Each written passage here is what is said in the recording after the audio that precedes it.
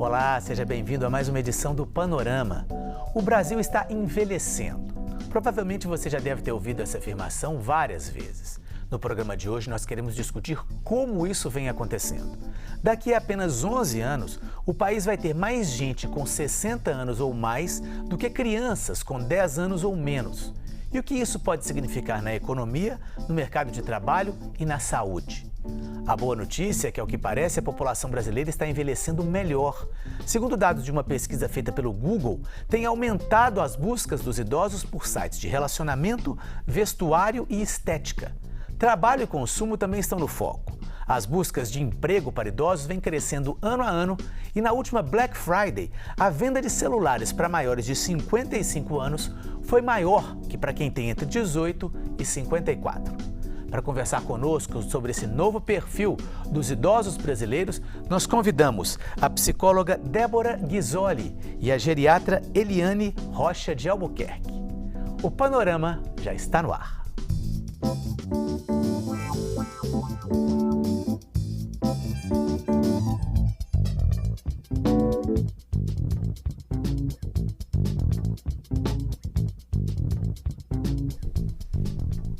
Bom, muito obrigado, Eliane, pela presença. Muito obrigado também, Débora, pela presença. Débora, eu queria começar perguntando o seguinte: esse conceito, essa imagem do que é ser idoso, essa imagem hoje mudou do que era há 20, 30 anos atrás? É diferente esse conceito, a imagem que as pessoas fazem do idoso? Com certeza, Fernando. O que acontece? O idoso, antigamente, a gente tinha aquela ideia da vovó, né, do vovô em casa, com tricô, ou então aquele senhor de pijama, né, que fica quietinho dentro de casa, vendo televisão, ou então conversando na porta da rua com os vizinhos. Esse perfil mudou. Hoje a gente vê o idoso muito mais assim, robusto, né, em busca de atividade física, em busca de lazer, turismo. É um idoso que não dá nem para definir um idoso único, né? Nós temos vários estereótipos de idosos hoje em dia. Então tem aquela idosa que procura estudar, né? Eu conheço idosas que criou o filho e a filha, não teve condição de estudar, faz faculdade com 60 anos. Tem uma idosa também, o idoso ou idosa que busca tirar a carteira de motorista. Então, assim, aquilo que não deu tempo de fazer antes, hoje ele está em busca de crescimento e novos aprendizados. Busca o inglês também, procurar, eu quero aprender um novo idioma, porque eu quero viajar, eu quero conhecer pessoas. Então, aquele tipo, né, assim, aquele estereótipo do idoso em casa, com tricô, já não existe mais, né? Nós temos o idoso hoje mais ativo, apesar de ter alguns casos diferenciados também, né? Que tem idosos com demência, tem idosos acometidos de Alzheimer, que não conseguem fazer tudo isso. Então, definir o idoso numa palavra única, hoje já não dá mais. Essa diversidade toda, né? Essa diversidade toda. Eliane, e em relação à pessoa, por exemplo, que procura o geriatra, os problemas que o idoso tinha há tempos atrás, eles são os mesmos que ele tem hoje ou também isso mudou na hora que vai se buscar a ajuda de um profissional? Eu acho que, na verdade, nós estamos passando por um momento em que as pessoas perderam, ou espero que estejam perdendo, né? Essa noção de que isso é normal porque está idoso, né? Então, antigamente, o que a gente via muito? O paciente estava demenciado, né, começando a esquecer, ter alterações de comportamento, e imaginava que aquilo era normal do envelhecimento, então não procurava o médico, né? Começava a ter incontinência urinária, perder urina, perder fezes na roupa, e também achava que isso era da idade. Começava a cair, isso é da idade. Bom, infelizmente até hoje as pessoas ainda têm essa mística, né, de que idoso é assim mesmo. Então o idoso tem dificuldade para enxergar, para ouvir, para caminhar, para se relacionar, como se isso fosse normal envelhecer. E a gente sabe que isso não é verdade, né? Na verdade, são patologias, são doenças que começam a acontecer em idades mais avançadas e que precisam ser diagnosticadas e acompanhadas, terapeuticamente falando, né? Receber um tratamento e tudo mais. Então, eu acredito que mudou também porque a gente hoje tem muito mais pesquisa relacionada às doenças ligadas ao envelhecimento, né? O padrão epidemiológico do Brasil, ele mudou. A gente tinha até ali década de 70, 80, doenças infectocontagiosas, as chamadas doenças da pobreza, né? As gastroenterites, mortalidade infantil muito alta. E hoje a gente já tem, infelizmente essas também continuam, a gente é um país de desigualdades, né? Muito grandes. Mas a gente, com o envelhecimento da população, começa a ter as doenças crônico-degenerativas, né? São doenças que são, assim, de longa duração. E que né? tem que ter um acompanhamento. E que tem que ter um acompanhamento. Elas não são curáveis, exigem um tratamento, né? E aí é importante destacar também a necessidade da reabilitação para esses pacientes. Quer dizer, não basta mais ir ao médico, receber um remedinho. Você vai precisar muitas vezes de um fisioterapeuta, de um terapeuta ocupacional, de um psicólogo, né? Então isso começa a trazer também uma mudança no perfil dos produtos de saúde que precisam ser oferecidos para essa população. Claro. Agora, a gente falou no início do programa que não só esse conceito do idoso mudou, mas também a questão do Brasil, da demografia do Brasil, fazendo com que mais gente vá chegar de maneira conjunta a essa idade mais avançada. Quer dizer, nos próximos 10 anos nós vamos ter mais gente com mais de 60 anos do que crianças. Isso é bom ou é ruim para quem está nessa faixa etária? É bom porque tem mais gente, pode ter mais atenção das autoridades? Ou é complicado justamente porque talvez a gente não tenha ainda como atender tanta gente? É uma preocupação, viu, Fernando? Eu penso o seguinte, hoje, né, a gente vê alguns serviços, né, mudou, o idoso, ele entra na internet, ele busca por serviços direcionados para ele, mas dá um pouquinho de receio. Será que nós estamos preparados para atender essa quantidade de idosos? Né, igual você falou, daqui a 11 anos nós vamos ter muito mais idoso do que criança. Eu vejo, às vezes, que os profissionais, em geral, ainda não todos, né, despertaram o interesse para tratar essa questão do idoso. Então, eu acho que vai ter muito idoso mesmo, e pouco profissional especializado para atender essa quantidade de idosos. Né? Então, é uma preocupação, né, doutora Eliane, que a gente sente. E eu queria também complementar, né, que é uma questão importante, porque essa mudança demográfica brasileira, ela aconteceu de uma forma muito rápida. Abrupta. O envelhecimento na Europa, ele foi um processo que levou aí lento, séculos, né? Deu né? tempo de preparar. Deu tempo, e mesmo assim eles ainda não estão 100%. No Brasil, o processo aconteceu assim de uma forma muito rápida, né? O Brasil passou por um envelhecimento populacional muito rápido. E a gente continua, como eu falei, com os problemas ligados às questões do subdesenvolvimento, né? Aquela ideia da Belíndia, da Bélgica e a Índia juntas, com uma né? população mais velha pode se complicar ainda mais. Pode se com complicar ainda mais, certeza. porque a gente não tem como deixar de investir ainda nessas coisas necessárias que o país ainda não garantiu, né? Saneamento básico, saúde primária, né? Mas a gente tem agora uma demanda por níveis de atenção que são mais especializados, né? Não só atendimento médico, mas principalmente aquilo que eu falei, as equipes de reabilitação. E é uma coisa que a gente precisa despertar, né? Se o paciente tem um AVC, o famoso derrame, né?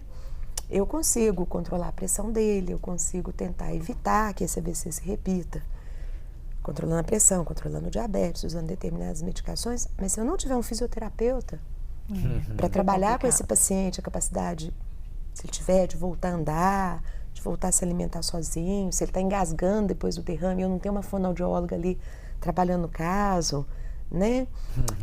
Na verdade, eu não vou conseguir recuperar esse paciente. Então, a gente vai ter mais uma pessoa adoecida, né? E que muitas vezes está numa situação que não precisaria se a gente tivesse um acesso à reabilitação mais adequado. Tem um funil na reabilitação, sabe, Fernanda? A Débora também acompanha, né, Débora? Né? Eu acompanho então, assim, vários filas idosos, de espera então imensas para conseguir. Não dá E pra a gente atender sabe que a todo reabilitação, quanto mais precocemente ela é instituída, melhores os resultados. Sim. E às vezes o paciente fica aí esperando uma fisioterapia 3, 4, 5 meses. Pois Às vezes consegue, mas a fisioterapeuta avalia uma vez por mês, uma vez por semana, e ensina os exercícios para a Exatamente. família, né? E falando Então, em família, vou aproveitar seu gancho, o que acontece? A família hoje ela não está preparada para receber esse idoso. Porque hoje os filhos não têm tanta disponibilidade de ficar em casa, né, de visitar o pai e a mãe, de ir lá fazer os exercícios da fisioterapeuta. Então, assim, aquele ritmo meio maluco mesmo, é trabalhar, é levar filho para a escola. E aí tem uma tia que às vezes não casou, não teve filho, mas está precisando de cuidados e ela às vezes não tem financeiramente condições, né, de bancar um cuidador, ou alguém que fique com ela em casa para fazer os exercícios todos de reabilitação. Então, tem um funil aí que nós estamos muito preocupados. E que é agravado também porque, na verdade, nós passamos por um processo, mais uma vez, muito rápido de urbanização. Então, aquelas famílias do interior muito grandes, em que um apoiava o outro... Isso não existe mais. Isso não existe mais. Hoje as famílias são muito nucleares, né? E aí, uma questão que eu acho que é interessante, né, Débora? Porque falar em institucionalização hoje, colocar o idoso na ILPI, o chamado asilo, né? Ainda é um assunto muito tabu. Muito. Ainda é como se fosse assim, um pecado mortal, né? Você está colocando seu pai e sua mãe na instituição. E as pessoas associam muito institucionalizar o pai e a mãe com abandonar, são coisas diferentes, né? Nós temos idosos abandonados em ILPIs? Temos, mas nós temos idosos abandonados dentro do lar. Muitos, né? muitos. Aquele idoso que, assim, ninguém tem como ficar lá com ele. Como nós temos idosos em ILPIs que não foram abandonados. Eu lembro de uma ILPI que eu dava atendimento, tinha assim, a filha e a neta eram fantásticas, elas trabalhavam o dia inteiro, ele estava com uma demência, então ele colocou fogo na casa 2 vezes. Nossa. Elas tiveram que institucionalizar, pessoal muito pobre, não tinha como pagar alguém, né? Mas elas iam todo santo dia na ILPI depois do trabalho. É muito diferente, uma vez ele adoeceu, né? Avisamos a ela que a gente estava levando para o hospital. Quando nós chegamos no hospital, elas estavam lá antes da ambulância. Então, quer dizer, esse idoso está institucionalizado? Tá, mas ele está abandonado? Não, de forma alguma.